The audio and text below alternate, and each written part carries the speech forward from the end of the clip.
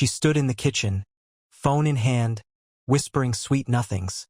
But not to me. I didn't confront her. I just listened, watched, and planned. They thought they'd broken me. What they really did was wake me up. Mark Preston never liked drama. He was the kind of man who fixed things quietly. Bugs in software, jammed cabinet doors, awkward silences in conversations.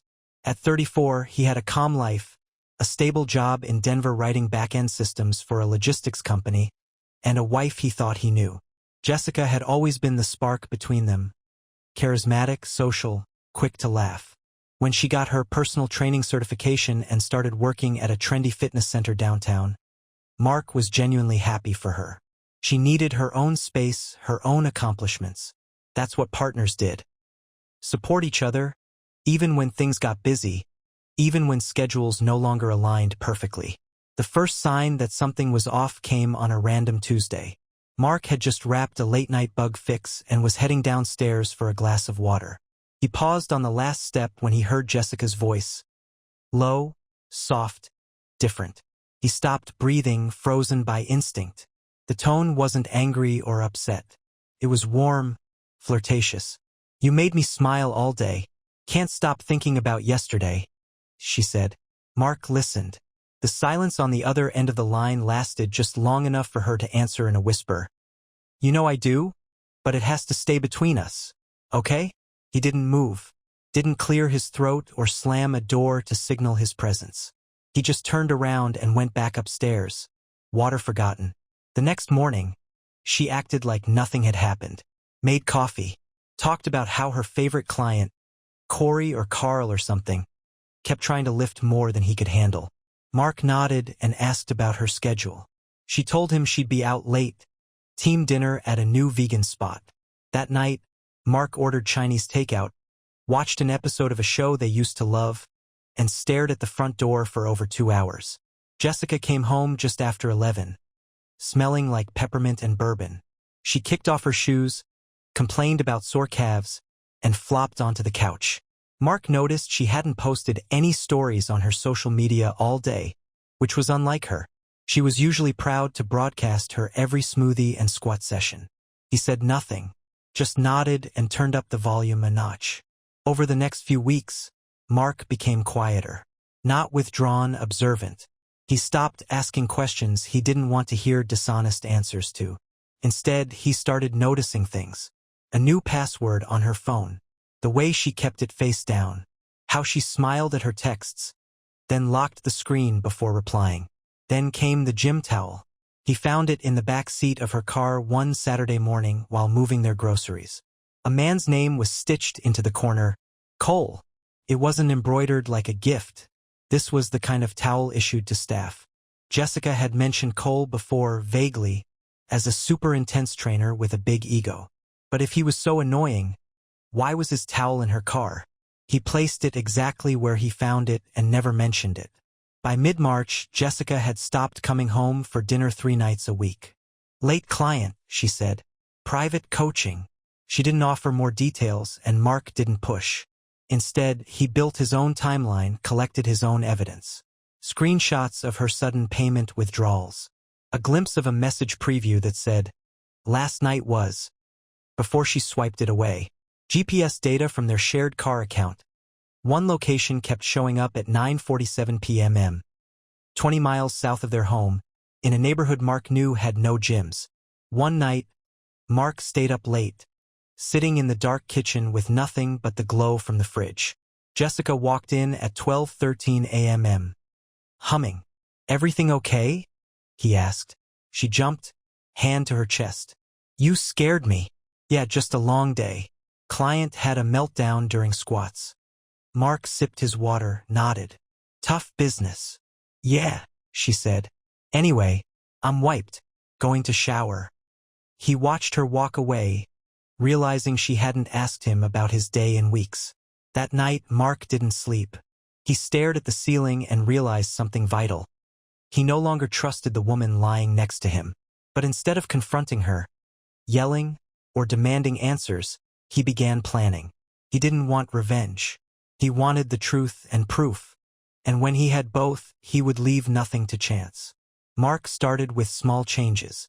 First, he stopped talking about his schedule. If Jessica didn't ask, he didn't offer. He also stopped logging into their shared calendar. The entries were always hers now anyway.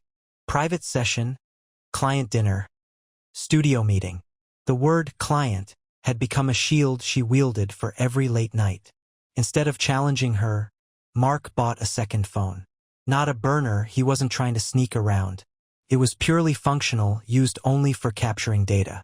He kept it locked in his desk drawer, away from their shared devices. He began recording. Audio at first. Conversation she had on speakerphone when she thought he wasn't home. The soft way she said, "Babe." The deliberate silences followed by light laughter. Then video. A front-facing camera near the front door, another above their garage. Jessica never noticed. She was too busy curating her version of reality for everyone else. The evidence piled up. Her body language shifted around her phone. Shoulders angled away, quick screen locks. A new piece of jewelry Mark had never seen before. He asked once casually, "Oh, it's a gift from a client. A thank you for helping her prep for a half marathon." Mark smiled and nodded. He already had the screenshot of the man who gave it to her. His name was Cole.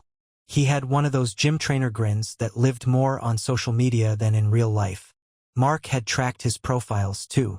Cole wasn't subtle. His tagged photos included Jessica in more than one frame, cropped artfully but not enough to mask her identity. One showed her hand resting on his shoulder during a group hike. Another, a reflection in a gym mirror, two bodies too close for just coaching. Mark kept every file in a secured drive. He wasn't preparing for confrontation. He was building a timeline. Dates, images, messages. He even tracked Jessica's withdrawals from their joint account. Restaurant charges during times she claimed to be with the girls. Hotel invoices booked under Cole's initials. Every detail mattered. His silence made Jessica bolder. She started leaving the house earlier and returning later. She offered fewer explanations. Once, she walked in while still laughing at something on her phone, only to go quiet the moment she saw him. "You okay?" she asked. "Fine," he said. She stared at him a moment longer, as if sensing something had shifted but unable to name it. The next day, Mark called a lawyer. Her name was Cynthia Price, a no-nonsense divorce attorney known for clean exits and airtight agreements. Mark handed her a folder. Photos, texts, GPS logs, credit card statements. She didn't ask why he hadn't confronted Jessica. "You're not here for a fight," she said. "You're here for the win. Just want to end it clean. Then you're my kind of client." Mark set things in motion quietly. He transferred his half of their savings into a separate account under a new bank. Closed their shared credit cards, citing suspected fraud. Told the bank to restrict access pending security review. Jessica didn't notice right away. She was used to Mark handling the bills. In the meantime, Mark started packing. Not everything, just the things that mattered. Old photos, documents, digital drives, a few personal belongings. He stored them at a friend's apartment, a guy he'd known since college who didn't ask questions. Then came the final piece. He booked an appointment at a co-working space downtown. Not for work, for press photos. Because Mark wasn't just walking away, he was launching something new. A startup he'd been quietly developing on the side for months, sparked by a frustration at how bloated his corporate job had become. It wasn't revenge. It was strategy. He wouldn't just survive this, he'd use it to build something better. 2 days before serving Jessica the papers, Mark did something he hadn't done in weeks. He cooked dinner. She came home late, as usual, surprised to see him still dressed, table set. What's the occasion? No occasion. Just felt like cooking. She poured wine without asking, sat down and smiled, but her eyes darted to her phone, checking something that clearly mattered more. Halfway through the meal, her phone buzzed. She picked it up instantly, tried to hide the smile. Mark didn't flinch. "New client?" he asked. "Something like that." He nodded. "I'm glad you're finding your passion again." She looked up. "What's that supposed to mean?" "Nothing. Just good to see you happy." She stared at him, confused, suspicious. Later that night, After she fell asleep beside him, Mark got up and quietly placed a folder on the kitchen counter. The front page held just 2 words, mutual resolution. Inside were the divorce papers. The last thing he added was a note. Not dramatic, just direct. This isn't sudden. It's overdue. Then he slipped out of the house, bag already packed, his car already loaded. No final speech. No slammed doors. Just clean exit. By the time Jessica woke up, Mark was gone. And her double life had finally caught up. Jessica didn't call right away. She texted first, 4 short messages. All before noon. What is this? Is this a joke? Can we talk? You're overreacting. Mark saw them all come in, read them in silence, and replied to none. He wasn't interested in arguments. He was interested in distance. Clean, exact, irreversible. By late afternoon, she called. Twice. Then 3 times. On the 4th ring, he answered. Mark. What is happening? Exactly what it looks like, he said calmly. You're divorcing me? I filed, yes. The papers are on the counter. I don't understand. You didn't even say anything. No discussion, just this. I spent months saying things. You stopped listening. There was a pause. Then, we can fix this. He let that hang in the air. With who? Me or him? She inhaled sharply. There is no him. Jessica. Silence again. A pause that admitted everything. Mark ended the call. No shouting. No monologue. Just clarity. The next week, things moved fast. His lawyer had submitted everything with documentation. Jessica tried to stall. Claimed confusion, miscommunication, even emotional stress. But the proof left no room for ambiguity. Her attorney advised cooperation. The financial unraveling hurt her more than she expected. Joint accounts closed. Access revoked. Mark's new bank didn't recognize her name. She tried to use her card at a boutique. Declined. At the hair salon, declined again. Jessica called Mark furious. He let it go to voicemail. The next day, she called from a different number. This time, he picked up. You're trying to ruin me. No, he replied. You did that on your own. I just stopped sponsoring it. The silence after that was heavy. She hung up. A week later, Mark ran into someone unexpected. Haley, one of Jessica's oldest friends. They crossed paths at a downtown cafe. She waved him over. You look good, she said. Better than I expected, honestly. Thanks. She stirred her coffee. You know, she told us you were going through a midlife thing. Said you were shutting down emotionally, getting paranoid. Mark smiled slightly. That's the story? At first, yeah. But people talk Mark. Screenshots float. And Cole? He's not exactly discreet. I figured. She didn't just mess up, Haley said. She made herself a punchline. Mark didn't respond. He didn't need to. The truth was already out. Back at home, Jessica's world was shrinking. Cole had vanished, blocked her, changed his handle, removed tags. Whatever illusion they had built together crumbled the moment reality demanded permanence. She messaged Mark again. No anger this time, just confusion. You don't even seem angry. Don't you want to know why? Mark replied after a long pause. I already know. It stopped being about love. You started hiding and I stopped chasing. That night, she showed up at his new apartment. He didn't answer the door. Watched through the peephole as she stood there, hands in her coat pockets, eyes scanning the hallway like she expected to find a version of him willing to forgive. He didn't open, didn't speak, just let her leave. The next morning, she tried a different tactic, an email. Long, winding, filled with memories, regrets, promises. Mark read it once, then again, then archived it. No reply. That, too, was part of the answer. The legal proceedings continued. Her lawyer pushed for a more favorable split. Mark's team brought receipts, financial records, screenshots, bank activity. Her claims dissolved. The judge saw through the narrative. Jessica got less than she'd expected. Much less. Mark wasn't cruel. He didn't drag her name through court or demand more than what was fair. But he also didn't bend. That's what startled her most. The man who once gave in on every argument was now drawing lines she couldn't cross. By the end of the 3rd month, Jessica moved out of their shared home. Mark never returned. He sold it through a broker, donated most of the furniture, and let go of the space they had once called theirs. It was just a shell now, a place full of someone else's memories. Mark's life didn't just reset. It evolved. He launched his startup quietly. 2 months in, it picked up funding. His face appeared in a tech blog feature. He didn't brag, didn't post anything, but Jessica saw it. Friends shared it. Her messages resumed. "I'm proud of you. You always had that in you." He replied once. "You didn't see it. That's why you lost it." After that, she stopped trying. Mark, meanwhile, wasn't lonely. He reconnected with old friends, rekindled hobbies, started hiking again. Not to escape, but to live. And that's when he met Allison. Smart, grounded, with her own company and zero interest in drama. They took things slow. There was no rush, no pressure, just clarity. He didn't hide anything from her. He didn't need to. One night, while the two of them walked past a bar, they ran into Jessica by accident. She was seated at a corner table, alone. She saw them. Her eyes darted from Allison to Mark, then back again.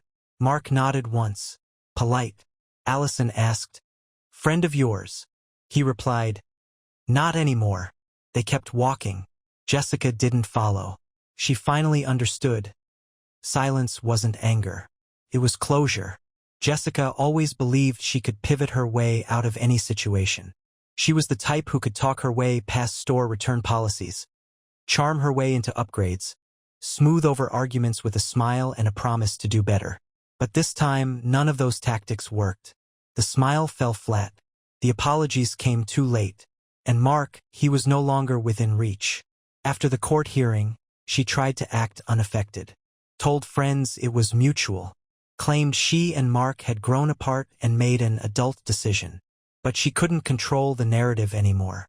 People had seen enough, heard enough. The version of the story she wanted to tell didn't match the details leaking out. Cole hadn't just disappeared. He'd bragged. Told one person too many about the married woman who kept chasing him. His words, not hers. A screenshot of a text thread made its way around the gym. Jessica stopped going altogether. The friends who used to invite her to brunch stopped texting. Not because they picked sides, but because people have limits. No one wanted to be the next story she rewrote.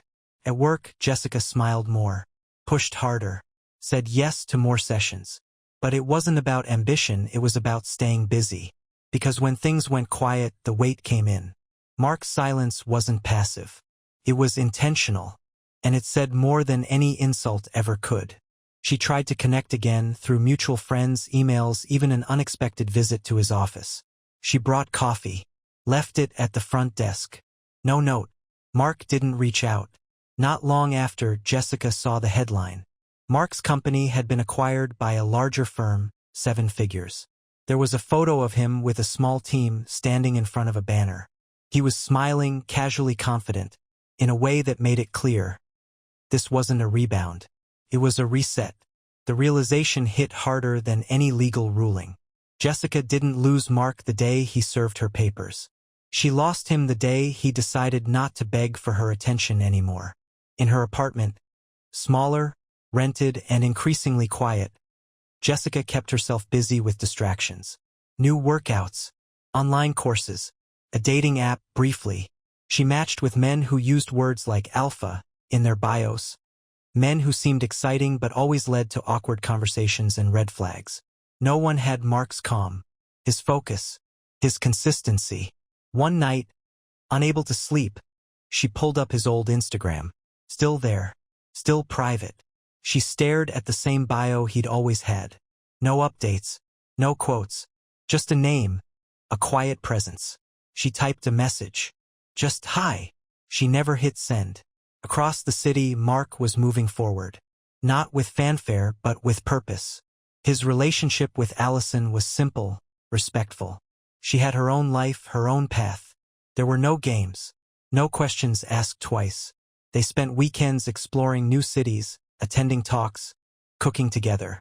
Nothing extravagant, just shared time openly chosen. One evening, Mark received a message from Ethan, a friend who still lived near the old neighborhood. "Dude, you won't believe this." Attached was a short video. Jessica arguing outside a restaurant with someone, maybe a new boyfriend, maybe not. Voices raised, hands flailing. At the end, she turned and stormed off, realizing someone had been recording. Mark didn't respond, just deleted the message. It wasn't that he was glad to see her struggling. He just didn't feel responsible anymore. He'd spent so long thinking he needed to do more, say more, prove more. But the truth was Jessica had made her choice, and she'd made it with full agency. What followed, that was on her. His success hadn't come from bitterness. Came from letting go. The moment he stopped trying to fix what was broken, everything changed. He slept better, ate better, thought more clearly. And the people he let into his life now weren't drawn by guilt or familiarity. They showed up because they wanted to, not because they needed him to stay. Jessica sent one final letter, handwritten. No return address. Just a white envelope that arrived 2 weeks after the acquisition news. Inside, one sentence. "I hope one day you'll remember us without anger." He didn't reply. He didn't need to. There was no anger. Not anymore. Just distance. And peace. It had been a year since Mark left.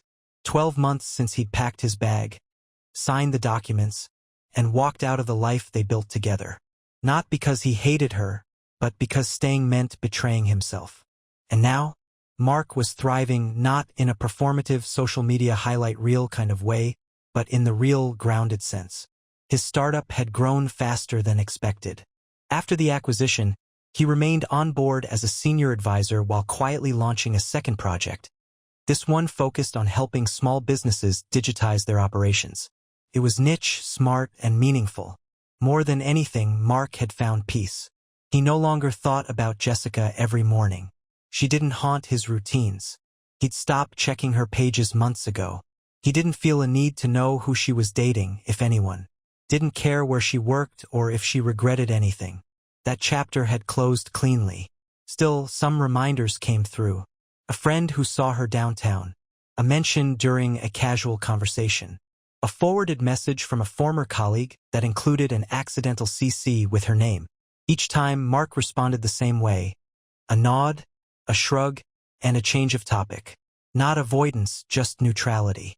The person he was when he loved Jessica deeply, when he begged her to communicate, when he waited up wondering where she was, that version of him was gone. And in its place stood someone sharper, more self-aware, and far less willing to carry emotional debt for other people's bad choices. There was one final loose end, though. Mark had kept a single folder on his drive, labeled Old Life. Inside were digital copies of their wedding photos, a few old messages, a couple of voice notes she had once sent him on his birthday. He hadn't opened the folder in nearly 8 months. One morning, after finishing a call with a client, he opened it. He scrolled through the photos without much emotion. They didn't sting anymore. They looked like someone else's memories. A different man with a woman who no longer existed in his world. He didn't feel bitter or nostalgic, just detached. Not numb, resolved. He moved the folder to the trash, hovered over the delete permanently, prompt for a few seconds, then clicked. That was it. No music, no ceremony, just a simple decision to stop carrying what he no longer needed. Meanwhile, Jessica had all but disappeared from the social circles they once shared. She had changed jobs twice. A few mutual friends confirmed that she'd moved out of the city altogether. Her social media presence was minimal now. No more curated reels or motivational quotes about growth. One evening, Mark received a handwritten card in his office mailbox. No return address. Just 2 lines. "I finally understand. I lost more than a marriage. I lost someone who believed in me when I didn't even deserve it. I'm sorry." There was no signature, but he knew. He folded the card, placed it in the bottom drawer of his desk, and left it there. Not as a trophy, not as a reminder, but as a testament to the final chapter. A message received too late to change anything, but not too late to acknowledge the truth. Forgiveness had already happened. Quietly, long ago. Not because she earned it, but because he refused to live in bitterness. The next day, Mark attended a local conference. He was invited to speak on resilience in leadership. The topic wasn't personal relationships. It was about navigating failure and rebuilding from it. But toward the end, during the Q&A, someone asked, "What's the most important thing you've learned in the last 5 years?" Mark thought for a moment, then said, "That the most powerful move you can make isn't proving someone wrong. It's walking away from people who can't see your worth, and then building a life so full they don't even fit in it anymore." The room went quiet, then applause. Later, over coffee, someone asked if he was bitter about the past. "No," Mark said. "I'm just grateful I didn't stay stuck in it." The truth was, Mark didn't get revenge. He found something better: clarity. He didn't need Jessica to hurt for him to heal. He didn't need validation from the people who once laughed behind his back. He didn't need closure in the form of groveling or regret. He just needed space and the will to grow. And in that space, he didn't just recover. He became someone the old version of himself wouldn't have even recognized. Not bitter, not broken, just done and free.